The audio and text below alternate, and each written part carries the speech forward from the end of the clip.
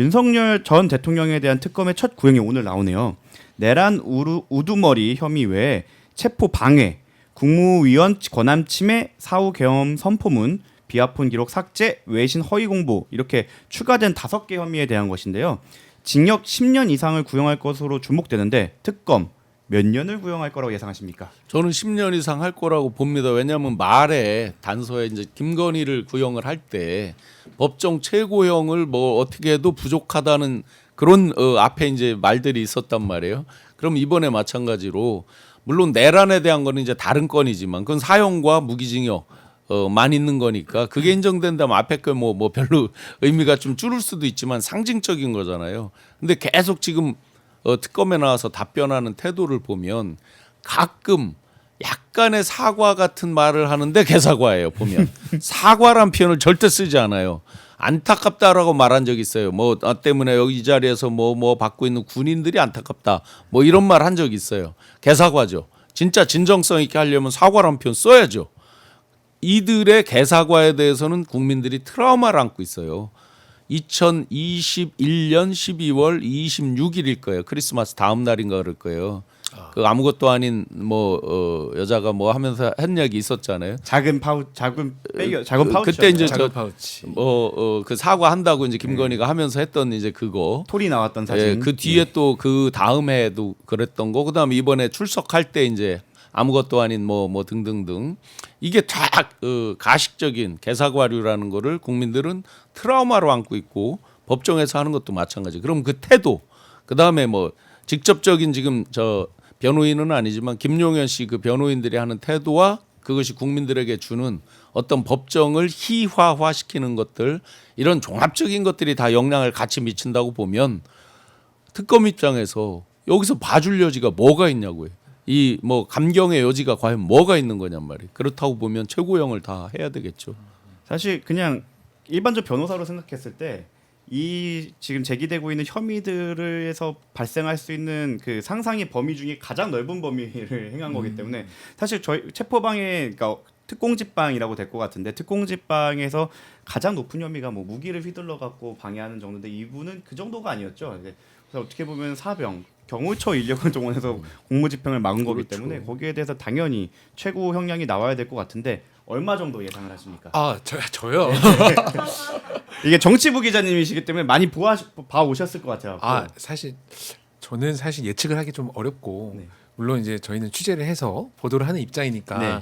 근데 아마 뭐 개인적으로 말씀을 드리면 많이들 예측이 나오는 대로 그런 최고형이 나오지 않을까 뭐 그런 예측을 조심스럽게 해봅니다. 네. 윤석열은 내란에 대한 판단이 나오기 전이라며 브리타라는 단어를 사용했는데 이게 언론에는 일본식 용어라고 설명이 되었지만 사실은 일본식에서 유래된 건 맞는데 이게 신림동 용어입니다. 불의의 타격. 그래갖고 네. 자기 공부 안 한 데서 나왔을 때 불의의 타라고 많이 어디 표현하는데 라이터 브랜드 아니에요? 브리타? 네. 이분이 뭐 시험을 9번이나 보셨기 때문에 브리타라는 용어가 아마 입에 붙어서 그런 것 같은데 아직도 일본식 용어가 사용되고 있네요. 선고는 내년 1월 16일로 예정돼 있죠. 그러면 결과는 구형에 미칠까요? 아니면 구형보다 많이 평상시처럼 깎여 나올까요? 근데 이제 요거에 대한 선고와 또 다른 것들이 이제 그 날짜 그 윤석열이 풀려 18일까지죠, 그죠? 1월 18일까지. 그거에 이제 두 개가 지금 맞물려 있잖아요. 그래서 요거를 선고하는 게 더 유리할지 이 말지에 대한 이제 법적인 법조인들의 의견들이 여러 가지가 있더라고요, 실제로. 그거는 이제 법적인 거는 변론으로 하고 공무집행방해는 5년이라면서요, 그죠? 특수자 들어가면 1.5 7년 6개월. 가중해서 예. 7년 6개월 거기에 기타 붙은 거 등등인데 자기는 이걸 브리타라고 표현하는데 우리 국민 가슴에 브리타예요. 총을 쏘네 마네 뭐 원거리에서 이렇게 망원경처럼 잡아서 다 봤잖아요. 많은 국민들이 이거 기관총 같은 거 메고 다니고 거의 일부러 보여주다시피 일부러 보였죠. 보여주는 걸로 하고 또 뭐 거기에 김건희 실지 누굴지 모르는데 뭐 파카 패딩 같은 거 입고 나와서 담배를 피웠네 말았네 뭐 여러 논란들 다 그 와중에 이제 벌어지는 일들을 봤단 말이에요. 참 맛있게 피시더라고요. 특히 뭐 강아지 산책도 했던 것 같고요. 네. 그래서 정말 국민들이 잊을 수 없는 브리타를 계속 날려왔기 때문에 브리타의 가장 그 예상 못하는 브리타를 알려줬으면 좋겠어요, 특검에서. 이 브리타의 맥락은 결국 자신을 지지하는 우리가 한줌 윤 어게인이라고 하지만 자신을 지지하는 세력을 향한 메시지로 보여집니다. 이게 뭐 형법에도 없는 내용이고 형사소송법에도 없는 내용이잖아요, 사실은. 근데 뭐 절차적으로 부당해요라는 얘기를 하고 싶은 맥락으로 읽히는데요. 결과적으로는 이게 이런 과정들이 부당하니까 여러분 날 잊지 마요. 내가 여기 있어요. 이런 신호를 주는 것 같습니다. 근데 이제 특검의 브리타 브리타 얘기를 하는데 과거 검찰 권력의 정점에 섰던 분이 브리타를 운운하는 것이 과연 설득력이 있겠는가에 대해서는 좀 물음표가 논리적으로도 이제 재판장이 아주 일축을 잘 하셨는데 논리가 이거잖아요. 내란에 만약에 본인이 이제 주범이 아니라고 한다면 이것도 자기는 정상적으로 막은 거다 이런 얘기잖아요. 그러니까 재판장이 그건 그거고 이건 당신들이 불법적으로 공무집행을 방해하는 것만 판단하는 정확하죠. 거다라고 아주 정확하게 당연한 얘기죠. 본인이 대통령이라고 했더라도 그러면 총을 쏘내만 해가 맞는 말이에요? 그건 전혀 다른 쟁점인 거를 이제 정확하게 부장 판사님께서 잘 끊어주셨고, 사실 윤석열 측에서 브리타라고 얘기했던 거는 그 시점을 1월 16일로 잡은 거를 아마 가장 브리타로 생각하지 않았을까. 왜냐면 본인은 계속 나간다고 생각하고 있었나 봐요. 그래서 아마 그러지 않았을까 생각을 그런 하고. 희망을 준 재판부가 정말 있죠. 어디 재판인지 뭐 모르겠지만. 그것 때문에 자꾸 이제 희망을 갖게 된 것 같은데 정말 원망스럽습니다. 또 우리가 잠시 반추해 보면 그때 당시에 경호처 그 식당에 뭐 김성훈이라는 차장이 간부들을 모아놓고 뭐뭐라고 지시를 했다. 해서 또 그 간부들이 상당수 지금 증언을 하고 있잖아요. 기록이 있는 것도 있고 자기들 메모가 있는 것도 있고 뭐 폰에 있는 것도 있고 막 나오잖아요. 객관적인 증거들이.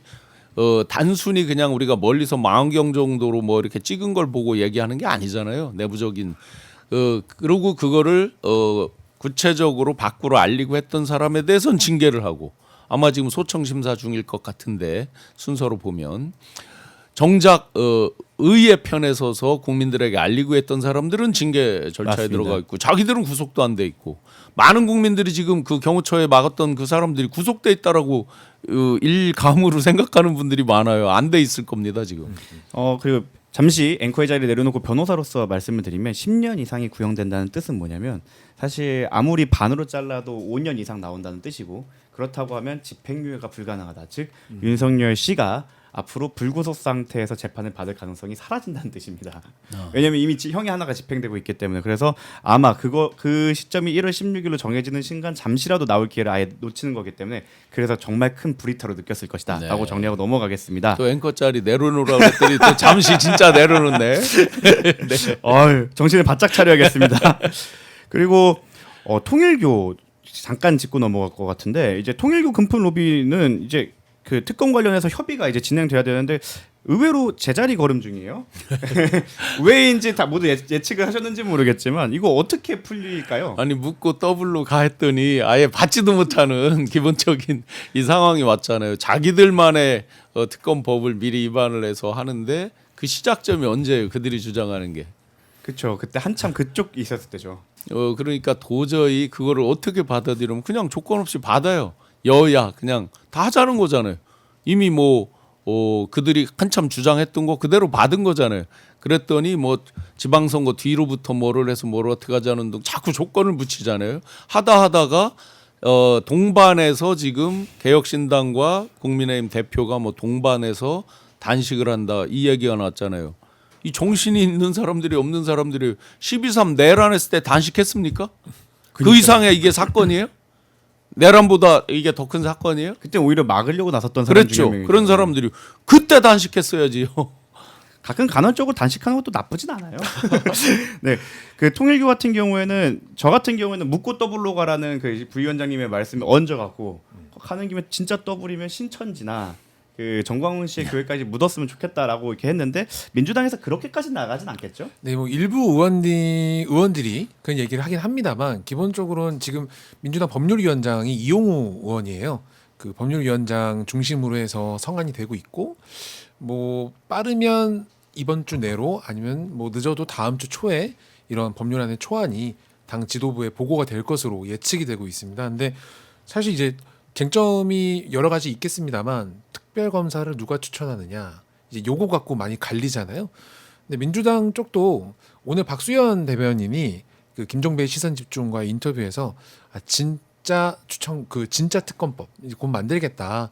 뭐 3자 추천도 염두에 두고 있는 것 같습니다. 뭐 민변이 됐든 헌재가 됐든 간에요.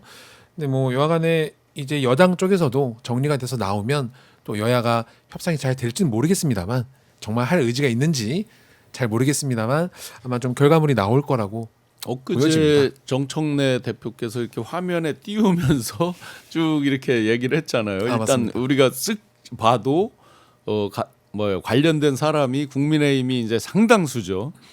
그렇다고 보면 더군다나 이제 이게 돈 받았냐 안 받았냐 갔냐 안 갔냐 요 두 가지만 문제가 아니라 당원을 받았냐 안 받았냐 요게 이제 또 이미 핵심이잖아요. 혐의가 조금 나오지 않아요? 많이 거론이 됐죠. 2021년 9월 10월 예선전이 치열하게 붙을 때 갑자기 이제 신천지가 뭐 10만 명이 왔다 했을 때 2022년도 이후에 그 당대표 2022년 11월 달에 윤영호 씨 문자에서 나온 게 있어요.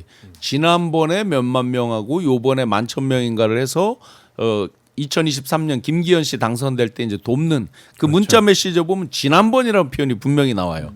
지난번이라는 게 2021년도 9월 10월을 지칭하는 걸로 보여지는데 그렇다고 보면 그렇게 이제 집단적으로 당원 가입한 거 이 부분이 저는 가장 큰 부분이죠. 자, 육참골단 살점이 떨어지더라도 상대에 대해서 어떻게 한다 이 부분이잖아요. 그렇게 보면 국민의힘은 분명히 정당 해산에 대해서 각오해야 된다. 그래서 핵심 쟁점이 금품 수수 의혹이 아니라 정교 유착으로 네. 그렇죠. 이제 포인트를 잡고 대통령이 지적한 부분도 딱 그 부분이었죠. 맞습니다. 그래서 앞으로 이 부분은 정말 꿀잼 포인트가 될 것 같다. 지금 개혁신당 같은 경우에는 뭐 자기는 아무 관련 없는 것처럼 얘기하지만 당시에 당 대표가 누구였는지를 생각을 하면 네네. 과연 본인도 자유로울 수 있는지에 자꾸 대해서 이제 이게 우리 국민들이 자꾸 망각을 한다고 착각하고 시점을 막 섞어서 얘기를 하잖아요.